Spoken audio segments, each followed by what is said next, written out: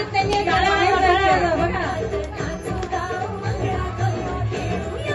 आज काय मैत्रीण वगैरे काय नाही, मैत्रिणीने फोडायचे. चला चला चला पटपट पटपट पटपट जवळ या जवळ या जवळ या जवळ या पळा पळा कबड्डी कबड्डी करा चला पटकन पळा आपलं